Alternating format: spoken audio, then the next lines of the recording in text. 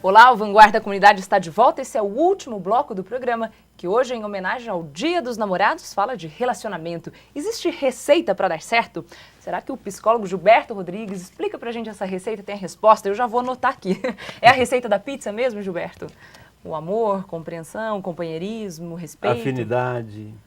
E principalmente você verificar o quão bem você fica ao lado daquela pessoa que você escolheu para estar.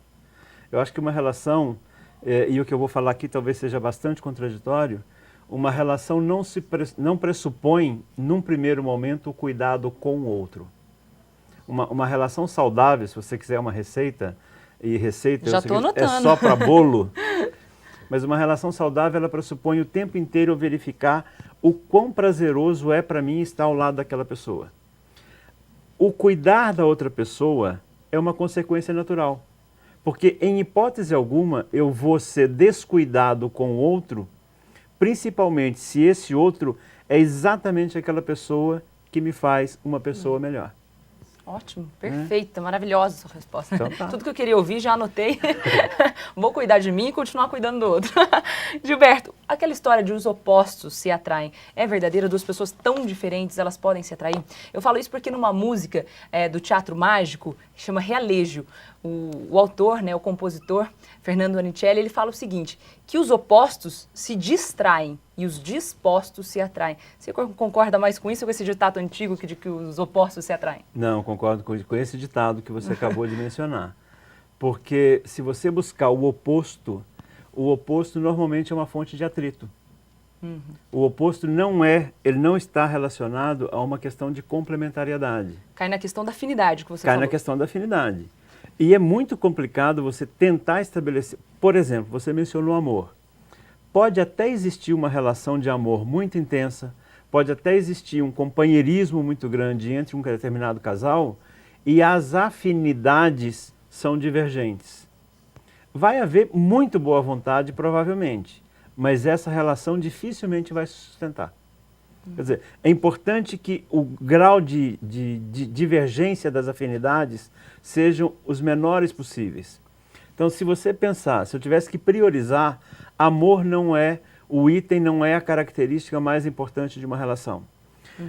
Uma relação pressupõe respeito, pressupõe admiração mútua, porque se não tiver admiração mútua, o resto não vai acontecer.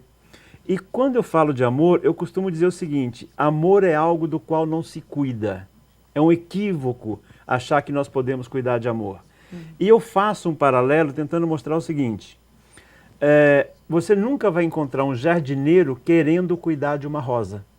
E se você fizer uma metáfora, uma comparação da rosa com o amor, o jardineiro cuida da roseira para que a flor desabroche. Nas relações, deve ser cuidado da relação para que o amor desabroche. E como hoje em dia, num mundo tão moderno que o sexo está fácil na esquina, está na internet, a gente cuidar do amor, do relacionamento? Então, essa facilidade das relações sexuais, na maioria das vezes, elas se caracterizam por um vazio. É uma busca onde no final daquele encontro o que sobra é muito pouco. E isso tem sido cada vez mais expresso, cada vez mais verbalizado. Uma outra coisa é a banalização das relações. As pessoas estão, ou o contrário, não estão levando a sério os seus desejos, o que elas buscam. Elas estão querendo pessoas muito mais para suprir as suas carências emocionais ou até físicas do que pensando na construção de um relacionamento que pode vir a ser algo interessante no futuro. Certo. Gilberto, o nosso tempo está acabando, mas ainda dá tempo de você responder uma perguntinha que incomoda muitos casais, os ciúmes. Como lidar com os ciúmes? Então, a questão do ciúme está na dosagem, né? É muito difícil você gostar muito de alguém ou de alguma coisa e não ficar enciumado quando essa coisa está em risco ou você sente que essa coisa está na beira de ser perdida, por exemplo. O problema é quando, por decorrência da minha insegurança, esse ciúme é caracterizado por uma possessão, que muitas vezes é chamado de ciúme, mas na maioria das vezes nós estamos falando de possessividade, de tentativa de controle, de desrespeito à individualidade do outro. Isso é extremamente nocivo. E como que a gente controla isso? Porque às vezes a pessoa não quer ter ciúmes também, mas é incontrolável. Sem querer dar uma receita, você vai ter que buscar as razões da sua insegurança, né?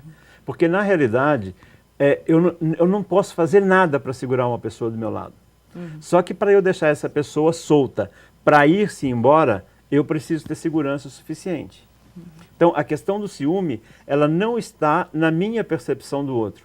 Ela está no meu medo de que um outro, no mundo que está por aí hoje cada vez mais aberto, possa se tornar mais interessante para aquela pessoa que está comigo do que eu. E eu volto. A questão do ciúme está diretamente relacionada à minha insegurança. Quando eu dou conta da minha insegurança, eu vou até respeitar que o outro queria ir embora, mesmo que eu fique enciumado.